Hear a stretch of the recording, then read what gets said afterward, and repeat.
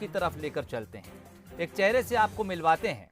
दरअसल इस चेहरे को खास हम इसलिए कह रहे हैं क्योंकि जब इनसे बात करते हैं तो एक ऊर्जा का संचार हमारे भीतर भी होता है। कई ऐसे बड़े अभियान मध्य प्रदेश में देखने को मिले जब इस चेहरे का जिक्र हुआ। विज्ञान संचारक की भूमिका में भी रहती हैं, ब्रांड एम्बेसडर की भूमिका में भी रहती हैं, और जब बात करो तो चेहरे पर एक मुस्कान हमेशा बिखरी रहती है। मिलिए सारिका घारू से, इस वक्त हमारे साथ सीधे जुड़ गई हैं। सारिका जी, बहुत स्वागत है आपका। धन्यवाद जी, नमस्कार। जब वैक्सीनेशन जागरूकता अभियान की बात होती है तो सारिका घारू का नाम सामने आ जाता है। जब नगरीय निकाय चुनाव होते हैं, त्रिस्तरीय पंचायत चुनाव होते हैं तो सारिका घारू याद आती हैं। जब विज्ञान को फैलाने की बात हो, लोगों तक पहुंचाने की बात हो, एक संचारक की भूमिका में सारिका घारू नज़र आती हैं।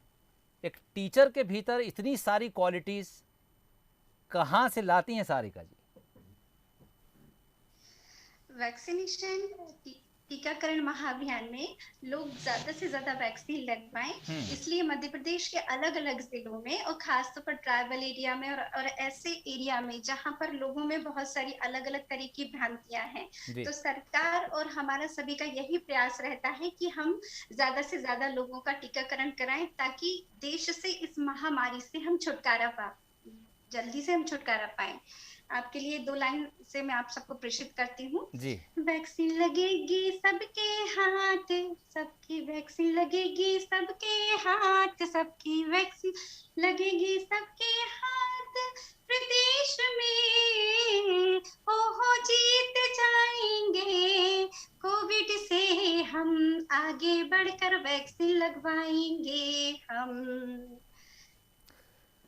चलिए, और मैं सोच रहा था कि जब आपका जवाब पूरा होगा तो तब मैं ये भी कहूँगा कि सारिका घारू न सिर्फ अपने मैसेज को शब्दों के ज़रिए बल्कि सुर के ज़रिए भी पहुँचाती हैं, और फिर मैं चाहता कि वो सुर भी आप छेड़ें, लेकिन जिसका जिक्र मेरे करने से पहले आपने किया। सारिका जी, किस तरह की ज़रूरत आप महसूस करती हैं? क्योंकि हमने देखा अलग अलग प्रोग्राम्स के ज़रिए आप पूरे मध्य प्रदेश में घूमती हैं। जो डाइवर्सिटी है मध्य प्रदेश में वो बहुत ज़्यादा है। जब आप इंटीरियर इलाकों में जाते हैं, जब आप आदिवासी इलाकों में जाते हैं, लोगों की मानसिकता, रहन सहन, उनके सोच विचार बिल्कुल अलग हैं। लेकिन जब आप महानगरों की तरफ रुख करते हैं, मिसाल के तौर पे भोपाल है, इंदौर है, आपको रहन सहन, खान पान, मानसिकता, हर चीज़ बिल्कुल डिफरेंट नज़र आती है। इसलिए जब हम कोई स्लोगन देते हैं सारिका जी, उस स्लोगन को हमें कितनी बारीकी से जांच परखने के बाद देना चाहिए कि वो इधर भी हिट करे और उधर भी हिट करे, या फिर सारिका घारू को ये लगता है कि नहीं, मैसेज देने के तरीके अलग अलग होना चाहिए और हमें एरिया के हिसाब से, लोगों के हिसाब से, लोगों की मानसिकता के हिसाब से, या जो डाइवर्सिटी हमारे खान पान, रहन सहन, मानसिकता, समाज, जाति, धर्म के हिसाब से है, सबको मिला लेना चाहिए, हर एक के लिए एक संदेश, ताकि कोई भी छूटे ना इस वैक्सीन से? आपने बिल्कुल सही कहा। जैसे ट्राइबल एरिया हुआ, या फिर हम कुछ ऐसा एरिया ले लें कि गरीब तबके के लोग जहाँ पर रहते हैं, जहाँ बहुत सारी बातें नहीं पहुँच पाती, या शहर की बात, हम उस एरिया में जाते हैं, ट्राइबल एरिया हो या फिर ऐसा एरिया कि जहाँ पर लोग जागरूक नहीं है, तो पहले तो हम उन्हीं की भाषा में और गीतों के माध्यम से, पोस्टर के माध्यम से, पॉपेट्री के माध्यम से, संगीत के माध्यम से जितना लोग इसके प्रति पहले आकर्षित होते हैं और वर्किंग मॉडल के द्वारा उन सबको दिखाया जाता है, और फिर लोगों को लगता है कि नहीं, हमें वैक्सीन लगवाना बहुत जरूरी है।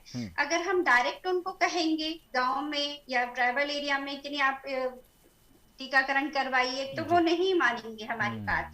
हम उनसे जाकर पूरे प्रदर्शन एक जत्था के माध्यम से वर्किंग मॉडल दिखाते हैं, और उसके बाद जब वो वर्किंग मॉडल गीत सुनते हैं और वर्किंग मॉडल में देखते हैं कि हमें वैक्सीन कितनी जरूरी है, वैक्सीन हमारी संजीवनी है और मास्क हमारी जिंदगी है, ये दोनों चीजें सब जब हम उनको उसका महत्व बताते हैं तो लोगों को समझ में आता है। और अभी हम देख रहे हैं 1.5 साल से काफी लोग हमारी जागरूकता प्रोग्राम से प्रभावित हुए, और उस एरिया में दोबारा जब हम गए तो अधिकांश लोगों ने वैक्सीन लगवाई, और ये अभियान हमारा अभी भी जारी है। बिल्कुल, और मैं कुछ और भी आपके एक्सपीरियंसेस, अनुभव को जानने की कोशिश करूंगा जो आपको अलग अलग इलाकों में मिलते हैं, लेकिन उससे पहले मैं चाहूँगा कि सारिका घारू अपने जाने पहचाने अंदाज में हमारे दर्शकों के लिए एक मैसेज और दें मैं समझता हूँ कि वो जाना पहचाना अंदाज आप समझ गई होंगी मैं इशारा क्या कर रहा हूँ। ठीक है, ठीक है, मैं फिर से 2 लाइन से सबको संबोधित करती जी। हूँ। वैक्सीन के लिए अफवाह न फैलाइए, विज्ञान की है खोज इसी को अपनाइए।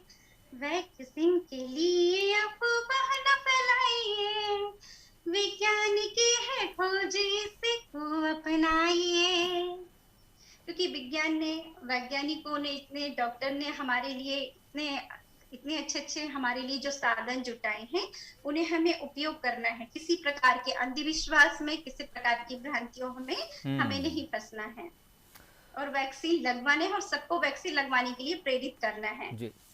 और सारिका जी, जब आपको स्थानीय निकाय चुनाव के लिए ब्रांड एम्बेसडर बनाया गया, तब भी आपका यही काम था कि लोगों को जागरूक करना है, उन्हें यह बताना है कि मतदान आपका अधिकार है, ये आप पर बोझ नहीं है और ये आपकी ड्यूटी भी है। घर से निकलना ही है, मतदान केंद्र तक जाना है और इस उत्सव में, जो लोकतंत्र का उत्सव है, इसमें हिस्सा लेना है।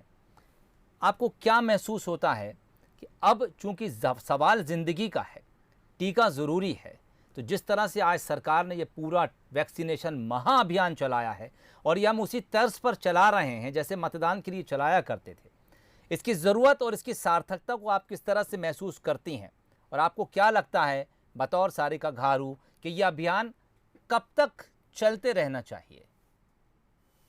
ये अभियान, मास्क तो हमारी जिंदगी ही बन गया है। जी। कम से कम हमें फिर भी 1 से 1.5 साल तक मास्क को लगाए रखना है और घर में मास्क को अपने अपने तरीके से अलग-अलग मास्क का उपयोग करना है, उसको डेली वॉश करना है, नए-नए मास्क का उपयोग करना है, बच्चों के लिए अलग रखना है।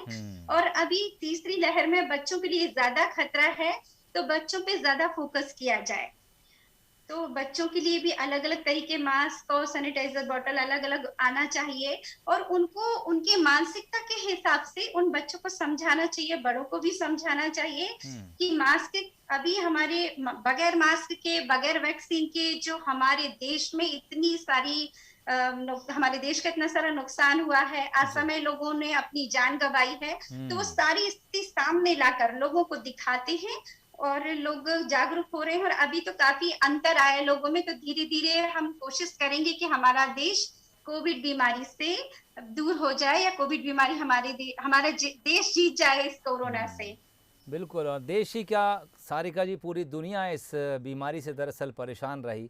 तो यही उम्मीद की जानी चाहिए, यही दुआ की जानी चाहिए कि पूरी दुनिया से ये कोरोना ख़त्म हो, कोविड-19 ख़त्म हो और एक बार हम उसी दौर में लौटें जहाँ पर ज़िंदगी 2019 के दिसंबर से पहले, नवंबर से पहले चल रही थी। सारिका जी, जब वैक्सीनेशन अभियान से आपको जुड़ने की बात पता चली और ये एक महती जिम्मेदारी आपको प्रशासन की तरफ से इस अभियान के दौरान भी दी जाने की बात कही गई, क्या कुछ तैयारियां सारिका घारू ने की और किस तरह के प्रयास इस समय आप या फिर आपसे जुड़े लोग कर रहे हैं? ये भी जानेंगे किन इलाकों में ख़ास तौर से आप लोग जाते हैं, कहाँ पर फोकस करते हैं?